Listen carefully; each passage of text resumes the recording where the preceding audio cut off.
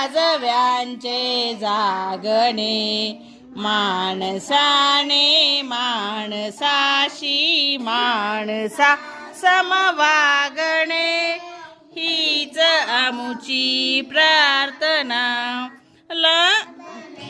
आयुष्य जितके तेज वे चांगले, पाऊले चालू पुढे जे थांबले ते संपले, घेतला जो श्वास आता तो पुन्हा ना लाभणे, माणसाने माणसाशी माणसा समवागणे.